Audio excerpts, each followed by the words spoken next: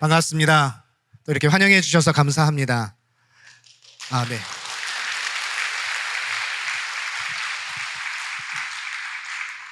네, 설교를 시작하기 전에 이렇게 박수를 받았으니 이제 할 거는 다 한 것 같습니다. 정말 성가대 찬양의 은혜 받았습니다. 3년 전에도 제가 잠깐 왔었던 것 같은데 그때도 정말 이 성가대 찬양에 큰 은혜를 받았었는데 오늘 더 많은 은혜가 또 굉장히 또 즐거우면서도 하나님이 너무 기뻐하시는 찬양 너무나도 감사드리고요. 그리고 이제 아까 인내송이었나요? 이제 찬양 부르시면서 할 때, 저는 정말 하나님의 성령이 우리 가운데서 가득하시다라는 그 마음에 정말 감격한 시간이었습니다. 그래서 너무 이미 벌써 큰 은혜를 받았습니다. 여러분들은 참 좋겠습니다. 별로 안 좋으신가 봐요. 이게 매번 들으면 좀 덜 좋으실 수도 혹시 있는데 저처럼 이렇게 전혀 못 듣다가 이렇게 귀한 찬양을 이렇게 들을 때는 너무나도 큰 은혜의 또 감격의 시간이었던 것 같습니다. 제가 먼저 참 귀한 은혜를 받은 것 같고요. 또 이렇게 또 여러분들 뵙고 또 여기서 이렇게 뵈니까 또 많은 분들이 저를 향해서 웃어주셔서 너무 감사합니다. 앞에 있으면 어쨌든 여러분이 인상 쓰면 그게 다 보이거든요. 근데 이렇게 웃어주시고 환영해 주시는 것이 또 정말 지구촌 교회에 감사를 드리고 또 협력해 주셔서 항상 감사의 마음을 가지고 있습니다. 사실 저희가 이제 미국에서 있을 때 교단 내에서 비슷한 연배의 목사님들끼리 서로 좀 마음에 맞는 목사님 몇 명이서 친하게 지냈었습니다. 우리 강 목사님이 그중 한 분이신데 나이는 이제 저희 연배에서 가장 어리긴 했는데 저희들 리더였어요. 미국 저희 교단 내 국내 선교회라고 국내 선교를 책임지는 그 선교회 위원장을 맡으셔서 조금 젊은 목사 그룹이라는 걸 만드셔갖고 참 많은 활동들 또 좀 시골이나 좀 외진 곳에서 목회하시는 분들을 일부러 큰 도시에 부르고 또 좀 좋은 목사님들 모셔서 세미나를 열고 같이 은혜 받고 교제할 수 있는 그런 일들을 참 많이 하셨었습니다. 여러 사역들을 함께 재밌게 그리고 즐겁게 했었는데 그 모임을 시작한 분이 한국에 가셔서 저희들이 많이 좀 아쉬웠었습니다. 하지만 하나님이 뜻이 있으셔서 우리 강 목사님을 한국 지구촌 교회에 부르시고 이렇게 열심으로 사역하시는 것을 볼 때마다 참 감사합니다. 지금은 이제 저희가 한국에도 있고 또 미국에도 몇 분 계시고 또 이제 저 같은 경우에는 이스라엘로 이렇게 흩어져 있지만 여러 가지로 지금도 이렇게 좋은 교제의 모임, 또 동역의 모임, 또 협력의 모임들 가지고 있습니다. 모두가 다 하나님께 영광을 돌리기 위한 또 저희들의 바람이고 또 저희들의 기도입니다. 특별히 강 목사님은 제가 선교사라는 이유로 분에 넘치는 관심과 사랑을 베풀어 주셔서 항상 감사의 마음을 갖고 있습니다. 또 이렇게 지구촌 교회에서 기도해 주시고 협력 선교사로 이름 올려주시고 후원해 주셔서 무척이나 감사의 인사를 드립니다. 항상 많은 것을 받기만 하다 보니까 참 죄송한데 저희도 할 수 있는 일이 우리 강 목사님과 귀한 교회 위에서 기도하는 것이라고 생각하고 저희가 현재 있는 장소가 갈멜산 정상에 있습니다. 성경에 나오는 갈멜산. 이미 이제 오신 분들도 있겠지만 또 이제 앞으로 전쟁이 끝나면 오실 거라고 믿습니다. 제가 협력 선교사잖아요. 오셔야죠. 어떻게 선교하는지 보시고 또 오셔서 격려해 주시고 또 위로해 주셔야 되니까. 그래서 갈멜산에서 열심으로 저희도 기도하도록 하겠습니다. 그리고 이제 8월 달에 예루살렘으로 저희가 이사를 가려고 하고 있는데 그곳에서도 또 계속해서 교회와 또 귀한 성도님들 위해서 기도하도록 하겠습니다. 또 이번에 와서 보니까 미국에서 알고 지냈던 우리 주리 목사님도 만나 뵙게 돼서 참 반가웠습니다. 제가 라스베가스 순복음 라스베가스 교회에서 부목사로 있을 때 담임 목사님을 모시고 LA에서 행사를 할 때 주리 목사님이 참 성심껏 도와주셨었어요. 그래서 저희 담임 목사님이 너무 감동을 받으셔갖고 주리 목사님을 스카우트하려고 했었는데 그때 이제 하시던 사역에 굉장히 헌신하셔갖고 기회가 안 됐었습니다. 참 아쉬웠었는데 여기 지구촌 교회에서 사역하신다는 이야기를 들으니까 참 교회가 너무 좋은 분을 또 모셨다는 생각이 들었습니다. 여기에 계신 여러 교육자 분들도 잠깐씩 뵐 수 있는 기회가 있었는데 참 젊은 목사님들, 열정이 있는 또 간사님들 또 앞으로가 많이 기대되는 또 지구촌 순복음 교회입니다. 저도 이렇게 볼 때마다 우리 목사님이 자랑스럽고 또 감사하고 또 여러분들을 뵐 때마다 마음이 좋은데, 하나님은 어떠실까?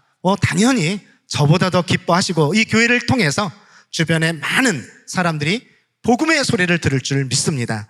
그 일에 또 쓰임받는 여러분들이 되시길 주의 이름으로 축원합니다. 지난 한 3년 반 정도 있었던 짧은 동영상을 여러분들에게 보여드리면서 저희 선교 보고로 잠깐 말씀을 보여드리도록 하겠습니다.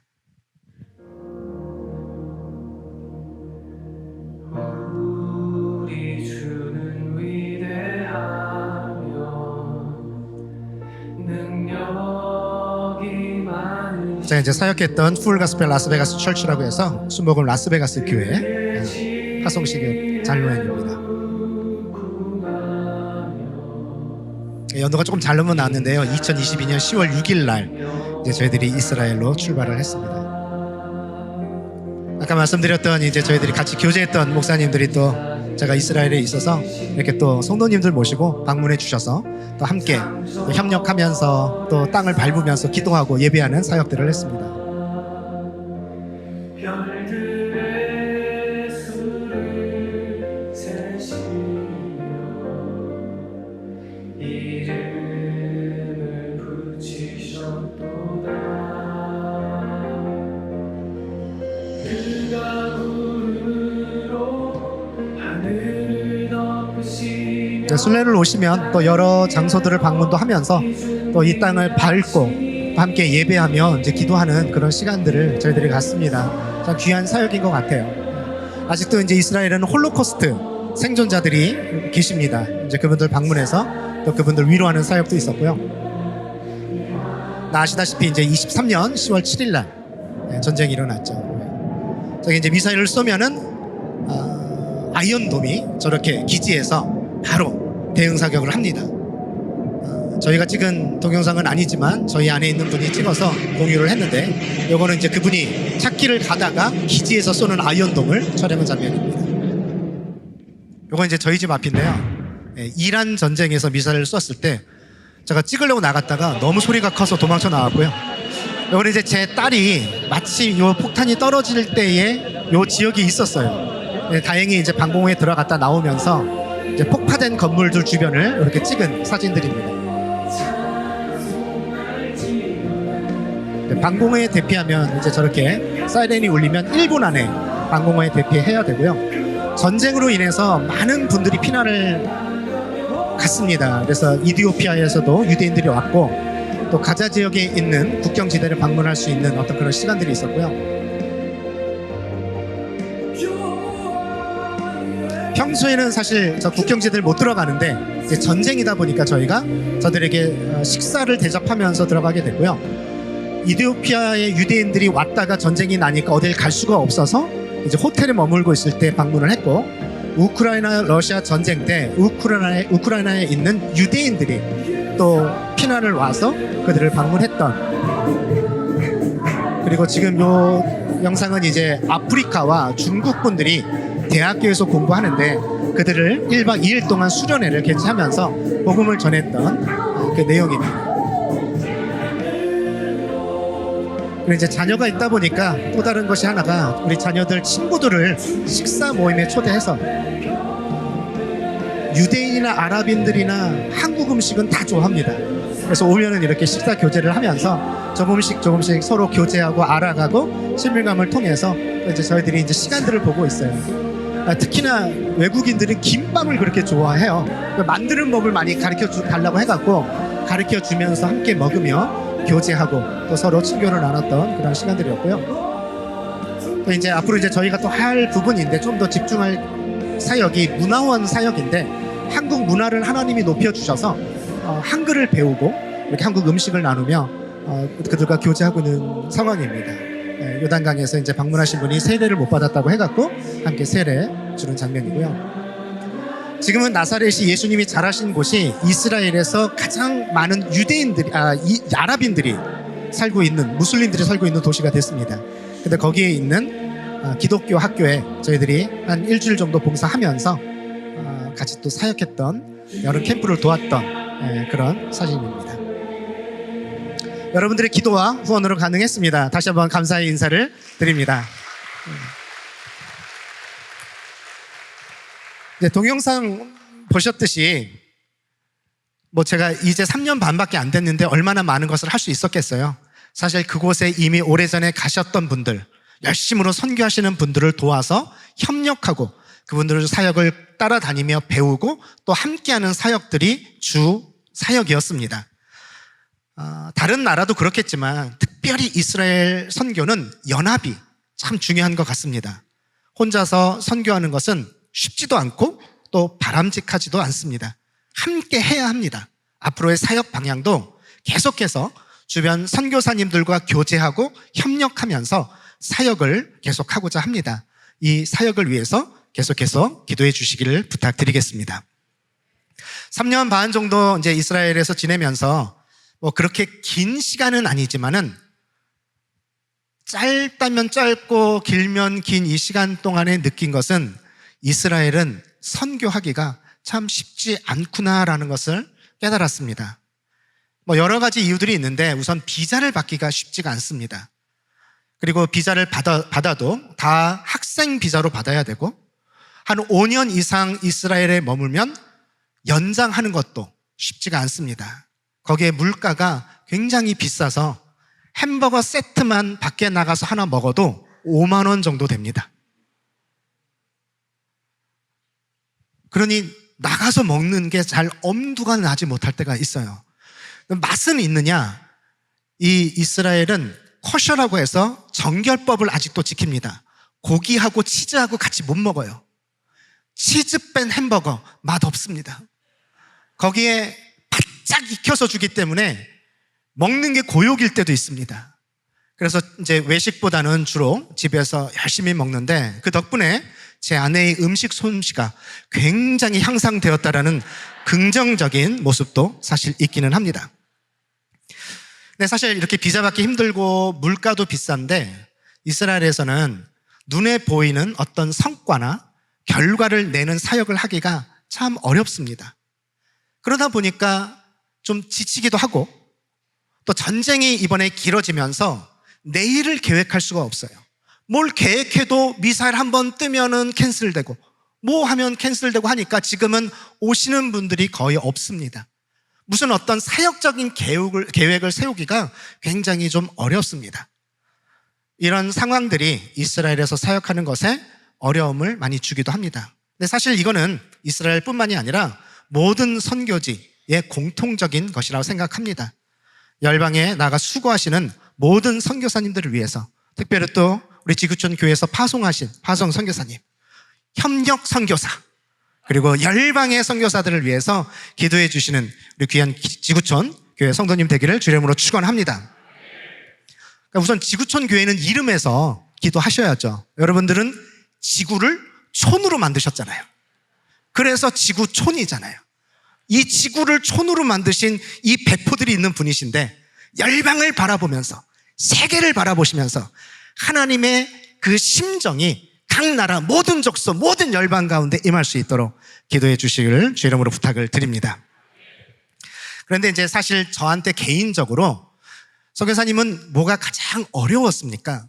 이스라엘 선교를 하면서 뭐가 제일 어려웠습니까? 라고 물으신다면 저는 선교사로 이스라엘의 파송을 받아왔는데 이 유대인들을 사랑하기가 정말 어렵습니다라고 저는 대답할 수 있을 것 같아요. 처음 이스라엘에 도착해서부터 유대인의 첫 인상은 저에게 별로 좋지 않았습니다. 참 무례하고 뻔뻔스럽고 굉장히 이기적인 모습들이 많이 보였습니다. 그리고 서슴없이 인종차별을 합니다.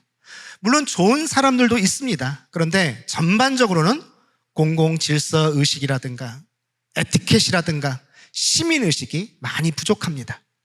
몇 년 살면서 더 느끼는 거는 자신의 편의를 위해서라면 다른 사람의 불편을 조금도 생각하지 않는 정말 이기적인 모습들이 많이 보입니다. 그 이기주의의 극단이 지금 우리 눈앞에서 펼쳐지고 있는 전쟁이 아닐까 저는 생각을 해봅니다. 물론 처음 전쟁은 하마스라는 무장 단체의 공격으로 이스라엘의 무고한 시민 1200명이 죽고 300여 명이 인질로 잡혀간 것을 그 비극으로 시작을 했습니다. 하지만 그 보복의 대가로 지금 가자 지구에는 현재 7만 명이 넘는 사망자가 생겼습니다. 그리고 하마스와의 전쟁으로 시작된 것이 헤즈볼라, 후티 반군, 그리고 지금 이란까지 참전하면서 전쟁은 끝날 기미를 보이지 않고 계속되고 있습니다. 지금 뭐 오늘 내일 이제 종전 소식이 있는데 여러분들 위해서 꼭 좀 기도해 주시기를 부탁을 드립니다. 오늘 이스라엘에서 선교사가 와서 설교를 했는데 여러분이 기도는 해 주셔야죠. 그래서 여러분들의 기도로 종전에 희망된 뉴스가 들려질 줄 믿습니다. 아멘. 아멘. 어우, 역시 지구촌 교회네요. 아멘. 이렇게 우렁차게 아멘해 주셔서 그런 역사들이 일어날 줄 믿습니다. 이스라엘 입장에서는 사실 이게 생존을 위한 싸움인 건 맞습니다. 그들은 여기서 지면 아닌 말로 또다시 2000년 동안 나라 이룬 서름을 그대로 겪을 수 있습니다. 하지만 이 전쟁의 이면에는 여러 국내, 국제, 정치적인 이유들도 있고 개인의 탐욕과 죄악으로 인한 이기주의 결과라는 것입니다. 참 전쟁 가운데서 지내는 것이 지내다 보면 익숙해지기도 하지만은 감정적으로, 영적으로 또 정신적으로 굉장히 사람을 황폐화시키는 것이 있는 것 같아요. 뭘 하지 못하다 보니까 계속 그냥 사이렌 울리면 1분 안에 방공호로 대피해야 되고 끝나면 올라왔다가 하루에 어쩔 때 한 5번, 6번 사이렌 울리면 이제 그때는 이렇게 좀 심리적으로 굉장히 어렵습니다. 그리고 여기 있어야 되나? 내가 뭘 하겠다고 여기 있어야 되나부터 생각을 해갖고 많이 지쳐갑니다. 한 1년 전쯤에 이제 전쟁이 계속 길어지면서 몸도 마음도 지쳐갔고 그러다 보니까 이제 아이들 상황도 이런저런 어려움들이 겹치게 됐습니다.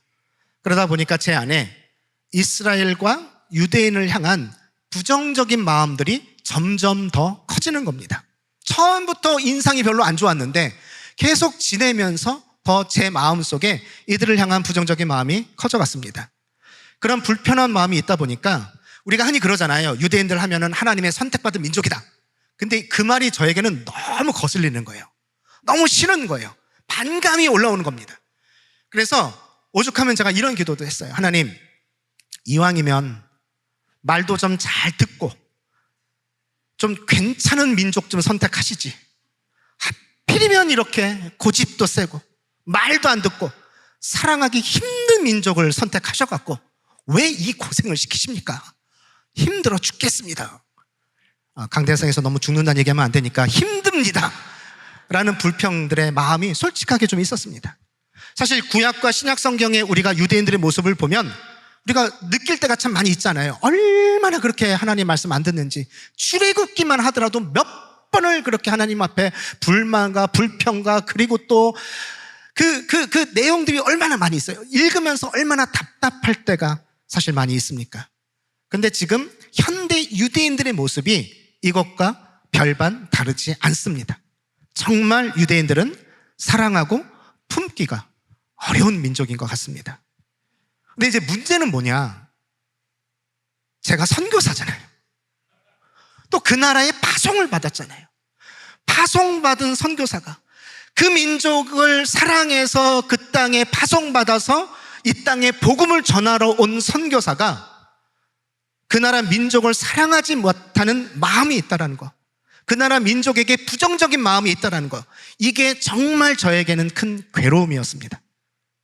그래서 사실 전쟁 뭐 이런 것보다는 그냥 더 늦기 전에 내가 이곳을 떠나서 다른 나라로 가든지 아니면 뭐 한국이나 아니면 이제 제가 사역했던 미국이나 차라리 이쪽으로 돌아가는 것이 훨씬 낫지 않을까라는 진지한 기도를 하나님 앞에 드렸습니다.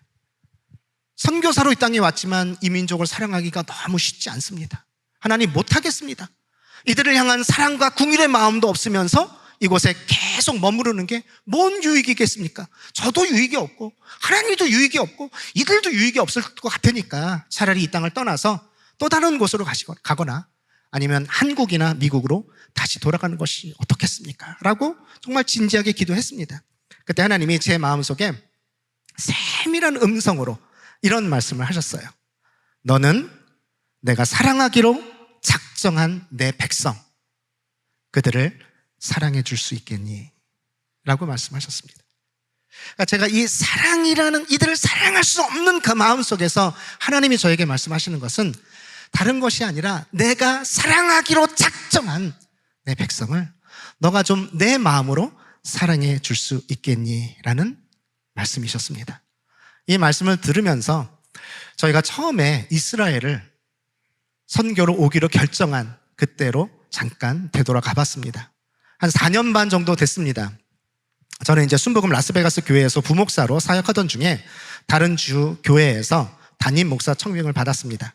미국 중부에 있는 교회 건물도 있고 체육관도 있고 괜찮은 조건이었습니다. 그래서 당연히 괜찮을 것 같아서 담임 목사님한테 그의 말까지만 사역을 하고 사임을 하고 청빙을 간다고 말씀을 드렸습니다. 근데 담임 목사님이 하나님이 목사님 가정은 선교사로 부르신 것 같은데 좀 더 기도해보고 한 주 뒤에 다시 좀 이야기해보면 어떻겠습니까? 라고 얘기하시더라고요. 그러니까 담임 목사님이 기도해보자고 하는데 그 앞에서 바로 아니요, 전 아니에요, 이럴 수는 없어서 그냥 그 앞에서는 네 하고 왔는데 이미 제 마음속에는 대답은 있었습니다. 그건 노였습니다. 여러 가지 이유가 있어요. 그때 이제 제 나이가 50이었고 50이 물론 그렇게 나이가 많지 않다고 볼 수 있지만은 그 나이에 새로운 현장에 가서 새로운 곳에 가서 무엇인가 시작한다는 것이, 그것도 국내가 아닌 익숙한 곳이 아닌 외국에 간다는 것이 사실 제 마음속에 결정하기가 쉽지 않았습니다. 그리고 이제 제가 아이들이 3명 있는데 아이들 나이가 좀 애매했어요. 그때 이제 13살, 10살, 7살. 그러니까 참 데리고 가기가 애매했습니다. 근데 무엇보다 당시에 이제 제 아내가 미국에서 간호사로 병원에서 근무를 했는데 돈을 좀 잘 벌었습니다. 연봉이 꽤 괜찮았어요. 미국은 간호사 연봉이 괜찮아요. 제가 받는 사례의 2배를 받더라고요. 그래서 연금이 이렇게 따박따박 쌓이니까 사실 이걸 포기하고 간다는 게 솔직한 말로 처음에는 쉽지 않았습니다. 근데 사실 저는 필리핀에서 10년 정도 있었습니다. 거기서 제 아내를 만났고 서로 선교의 비전이 있어서 결혼을 했는데 미국에서 10수년 살다 보니까 좀 편안해지고 이제 더 이상 저는 현장 선교사가 아니라 우리 강 목사님이나 우리 지구촌 교회처럼 우리 귀한 선교사님들을 잘 후원하는 목회로 교회로 부르셨다고 제 스스로가 그냥 생각을 했었어요. 그런데 갑자기 담임 목사님이 선교사로 한번 기도해 보시는 것이 어떻겠냐고 이야기를 할 때 마음은 불편하면서도 아니라고 생각했지만 마음은 계속 불편한 겁니다. 기도할수록 계속 아니라고 머리는 생각하는데 마음이 어려웠습니다. 한 3일을 혼자 기도하다가 아내에게 이제 그때 이야기를 했습니다. 그리고 아내에게 똑같이 이렇게 얘기했어요. 여보, 괜찮은 자리에 지금 청빙에 와서 좀 가려고 사임한다고 말씀드렸는데 담임 목사님이 우리 가족을 선교사로 부르신 것 같대. 그래서 기도해 보자고 하는데 어떻게 생각해? 저의 이 질문은 사실 질문이 아니었습니다. 이미 답을 주기를, 어떤 답을 받기를 원하는 것이 있었습니다. 저는 제 아내가 그래요 여보, 애들도 좀 어리고 지금 내가 돈도 잘 벌고 연금도 잘 넣고 나중에 조기 은퇴해갖고 애들 좀 크면 연금만 받아도 우리가 어디 후원 안 받고 어느 곳이든지 갈 수 있으니까 그때까지 좀 기다려보면 어떨까요? 라고 해줘야 아 그렇지, 그래 내 생각도 그래, 우리가 다른 거 한다는 것도 아니고 목회한다는 건데 이건 아닌 것 같아 라고 할 텐데 이야기를 듣자마자 제 아내가 그럼 가야지 이러는 거예요. 저는 이 말이 그렇게 야속하더라고요. 얼마나 야속하면 제가 가는 곳마다 저의 부르심을 얘기할 때 이 얘기를 꼭 넣습니다. 제가 원하는 대답이 아니에요 사실. 저는 그게 아니었는데 그렇게까지 아내가 이야기를 하다 보니까 이제 제가 이제 다시 저한테 공이 넘어왔어요. 근데 이제 정말 끝까지 제가 이렇게 선뜻 가겠다는 말을 못 하겠더라고요. 그래서 죄송한 말이지만 저희 선교사들의 한 가지 핑곗거리, 아주 중요한 핑곗거리가 솔직히 있습니다. 그건 뭐냐면 아이들입니다. 13살, 10살, 7살. 얘네들을 데리고 이 시기에 얘네들 미국에서 아내가 돈 잘 벌었으니까 미국에서 사립학교 다니면서 잘 지내고 있었거든요. 얘네들을 데리고 새로운 환경으로 간다? 그래서 하나님에게 이제 좀 아니라는 이 확신을 받기 위해서 기도를 합니다. 하나님, 내가 나중에 얘들한테 무슨 욕을 먹으라고 지금 이 시기에 얘네들을 그쪽으로 데리고 갑니까? 이건 아닌 것 같습니다. 하는데 하나님이 제 마음속에 네가 키울래? 내가 키울까? 라고 말씀하시더라고요. 아멘. 아멘입니다. 그 말씀을 들으니까 그래, 내가 아무리 키운다 해도 24시간 못 쫓아다니는데 차라리 하나님이 키우신다고 하면 이들이 어느 곳을 가든지 그곳에서 하나님이 키워주시지 않을까라는 생각이 들었습니다. 그래서 그때 비로소 정말 하나님이 부르셨구나. 뭐 때문에 이 나이에 이렇게 가기 싫어하는 그런 저를, 왜냐하면 제가 경험을 했기 때문에 더 부담감이 있었던 것 같아요. 그러니까 이게 영광의 자리인 걸 알면서도 경험을 하다 보니까 그 길을 다시 간다는 게 저한테는 혼자도 아니고 가족과 함께 가는 것에 대한 계속 미적거림이 있었던 것 같아요. 그러나 하나님이 지키시겠다고 약속하신 말씀을 듣고 결단하고 그때 비로소 그러면 어느 나라를 갈까라고 아내와 기도할 때에 하나님이 이스라엘에 대한 마음을 주셨던 겁니다. 한 번도 생각해보지 않았던, 아무도 알지 못하는, 다른 장소라면 그래도 저희 파송 선교사님, 협력 선교사님이 있어서 물어볼 텐데 이스라엘은 정말 아무도 당시에 아는 사람이 없었습니다. 그래서 사실 참 이스라엘 가기까지 준비 상황이 쉽지 않았습니다. 여러분, 혹시 여러분의 삶 속에서 하나님의 인도하심을 받고 순종하며 나갔음에도 불구하고 어려움을 당할 때가 있으신가요? 사실 있습니다. 우리가 하나님을 믿으면서 우리가 영원한 생명을 약속받았지만 어느 순간에 이 땅에서는 아직 훈련 가운데 있습니다. 이 땅에서 하나님을 더 알아가고 하나님이 하시는 훈련을 받아야 될 필요성이 있습니다.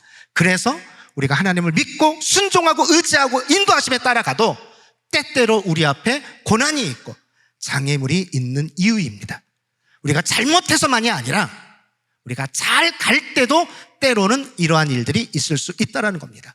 저희는 준비를 하면서 참 많은 경험을 했습니다.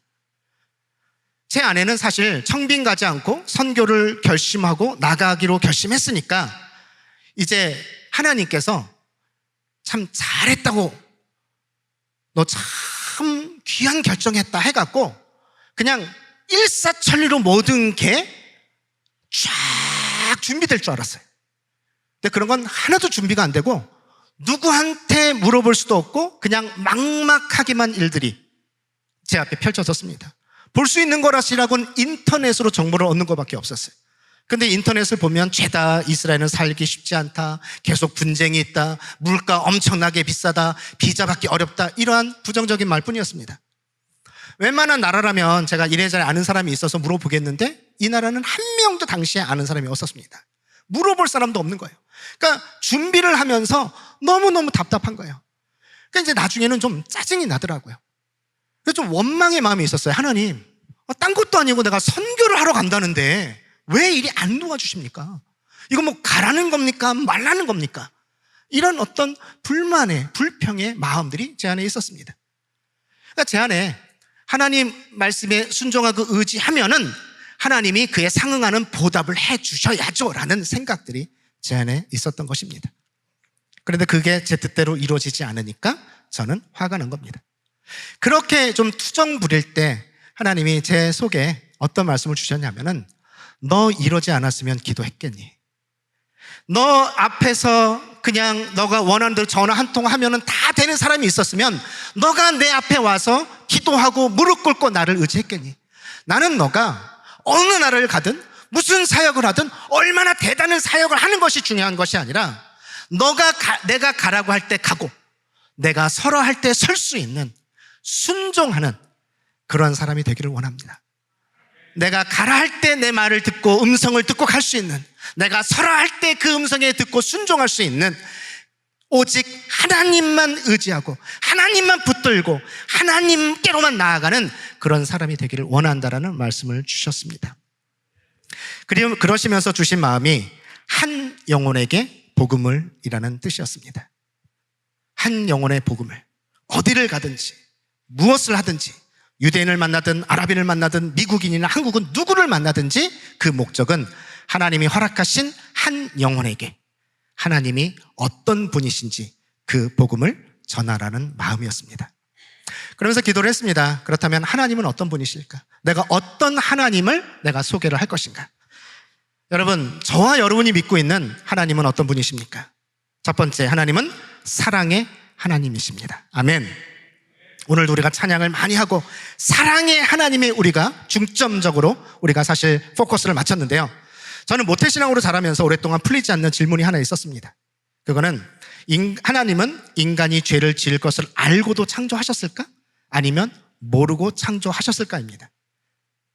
사실 여러분 이런 질문들을 혹시나 한 분도 계셨을 텐데 사실 이 질문은 어떤 답을 해도 모순에 빠질 수 있는 역설적인 질문입니다. 만약 모르고 창조하셨다면 하나님의 전능하심이 결함이 생기고, 만약 알고 창조하셨다면 왜 인간에게 죄의 고통을 방치하셨는가라는 하나님의 책임론으로 이어질 수 있기 때문입니다. 사실 이 의문이 저에게 오랫동안 좀 있었는데 어떤 우연한 기회에 저희 가정에서 일어난 한 사건으로 인해서 저 개인적으로는 이게 완전히 해결되는 답을 얻는 시간이 있었습니다. 제 아내는 이제 둘째 아이를 낳고 나서 갑자기 심한 새우 알러지가 생겼습니다. 그 전까지는 새우를 무척 좋아했는데 둘째를 낳은 후에는 새우를 조금만 먹어도 온몸이 가려워서 잠을 못 잘 정도입니다. 그래서 가끔 성도님들이 대접하는 식사 자리에 가서 새우가 나오면 아내는 둘째 낳고 체질이 바뀌어서 새우 못 먹습니다 라고 양해를 구하곤 했습니다. 그런데 이제 둘째가 좀 자라면서 이 말의 뜻을 알아듣는 나이가 됐습니다. 자, 어느 날 그날도 초대받은 식사 자리에서 새우가 나와서 그냥 평소처럼 별 생각 없이 둘째 낳은 이후 새우 알러지가 생겨서 못 먹습니다 라고 양해를 구했는데, 그날 저녁 이제 겨우 5살 된 둘째 아이가 눈에 눈물이 그렁그렁한 채 엄마에게 다가왔습니다. 그리고 물었습니다. 엄마, 나 때문에 새우 못 먹는 거야? 그러면서 제가 평생 잊을 수 없는 신학적이고 철학적인 질문이 이 5살짜리 입에서 나왔습니다. 엄마, 차라리 내가 태어나지 않았으면 엄마가 좋아하는 새우 실컷 먹을 수 있었을 텐데 미안해 라면서 눈물을 흘리는 거예요. 여러분, 이 질문에 여러분은 어떻게 대답하시겠습니까? 그래 이놈아, 너 때문에 내가 새우 못 먹어. 너 낳고 내가 얼마나 새우 좋아했는데 너 때문에 못 먹어. 너무 아쉬워. 이런 엄마는 없습니다. 그렇죠? 이런 부모는 없습니다.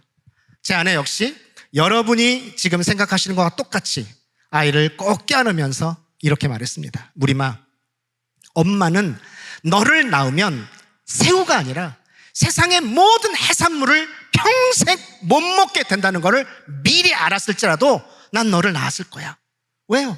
엄마는 너가 너무너무 너를 사랑하니까. 너는 나에게 너무나 소중한 존재야. 너는 새우 따위와는 비교할 수 없는 나에게 너무나도 소중한 존재란다. 할렐루야. 이게 부모의 마음이 아닐까 생각합니다. 근데 사실 하나님은 부모가 자녀를 사랑하는 것과 비교할 수 없을 정도로 저와 여러분을 사랑하십니다. 여러분 이미 알고 계십니다. 하필 왜 이 민족을 선택하셨을까?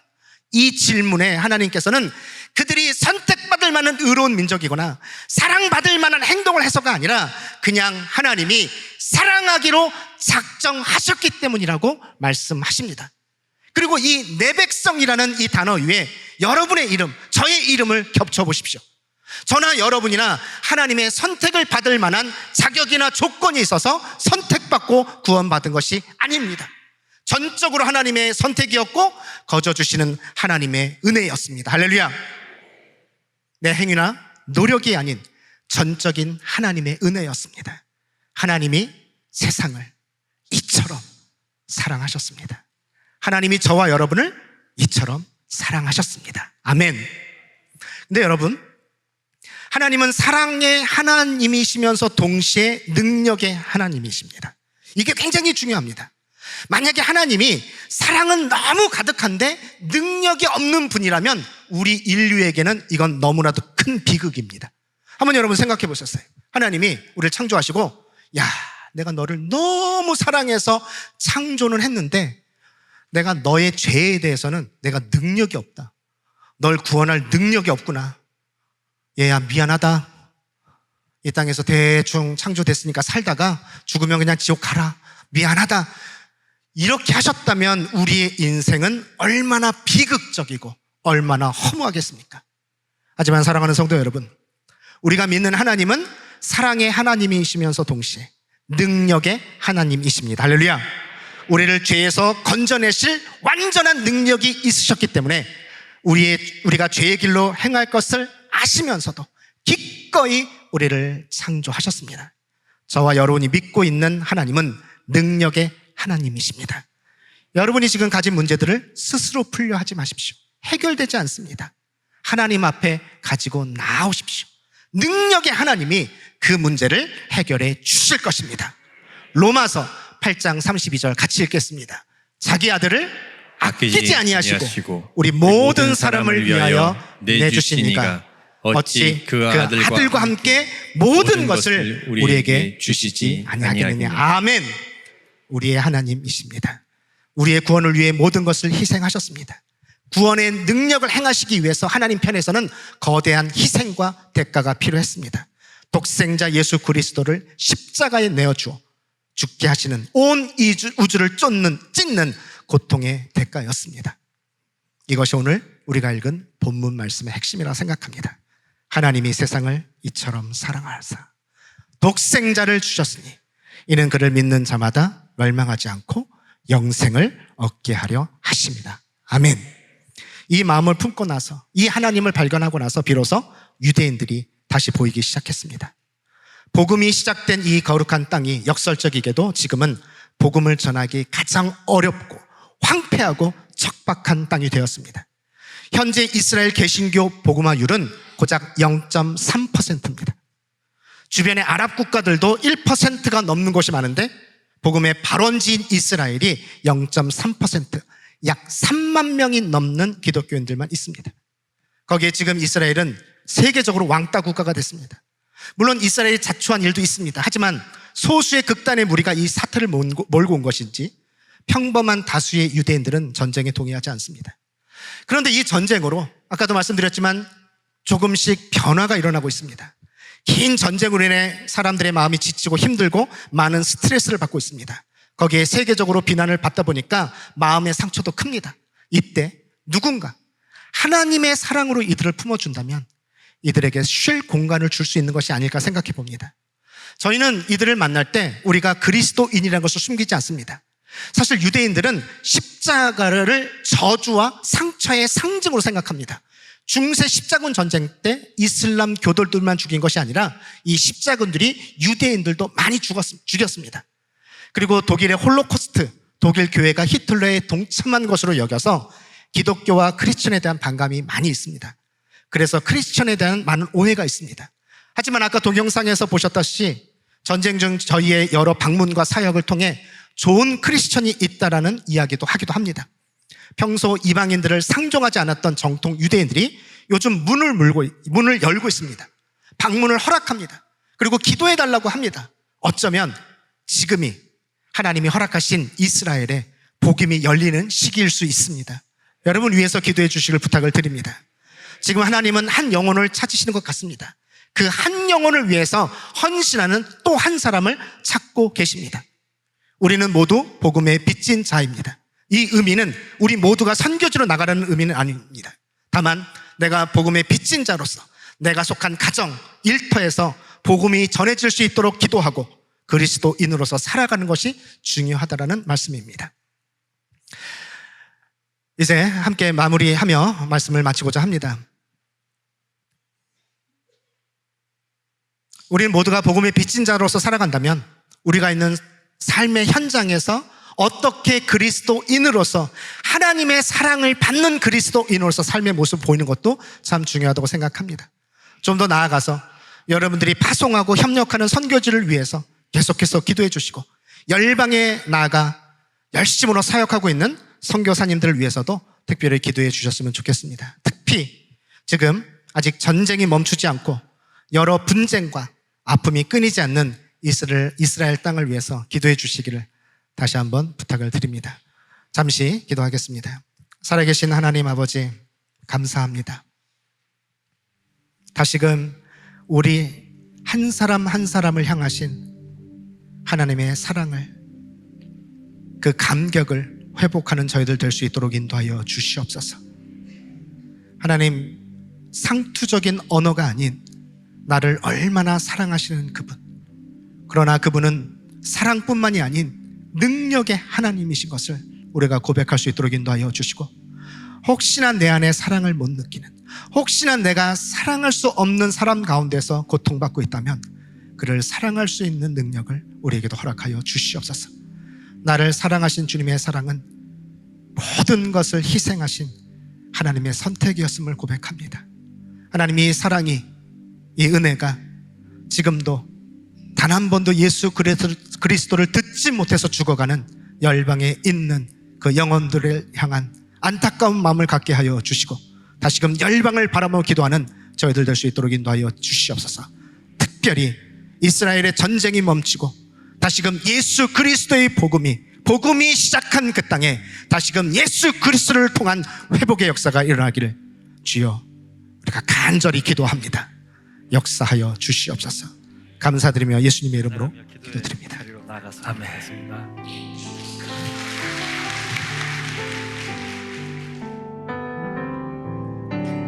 아버지 사랑 내가 노래해, 아버지 은혜 내가 노래해. 그 사랑 변함없으신, 거짓 없으신, 성실하신 그 사랑, 상할 때 꺾지 않으시니,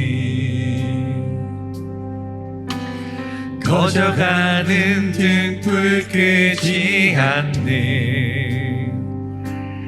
그 사랑, 변함없으신, 거짓 없으신, 성실하신 그 사랑,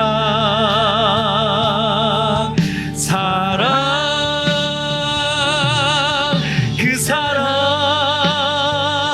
날 위해 죽으신, 날 위해 다시 사신 예수 그리스도, 다시 오신 그 사랑, 죽음도 생명도 천사도 하늘의 어떤 권세도 끊을 수 없는 영원한 그 사랑 예수. 아버지 사랑 내가 노래,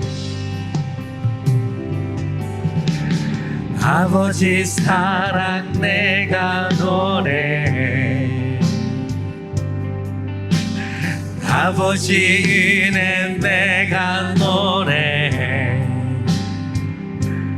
그 사랑 변함없으신, 거짓 없으신, 성실하신 그 사랑, 상할 때 꺾지 않으신, 꺼져가는 등불 끄지 않는 그 사랑, 변함없으신, 거짓 없으신, 성실하신 그 사랑,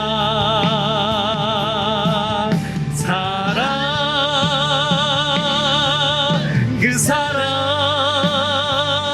날 위해 죽으신, 날 위해 다시 사신 예수 그리스도, 다시 오신 그 사랑, 죽음도 생명도 천사도 하늘의 어떤 권세도 끊을 수 없는 영원한 그 사랑 예수. 그 사랑 날 위해 죽으신 날 위해 다시 사신 예수 그리스도 다시 오실 그 사랑 죽음도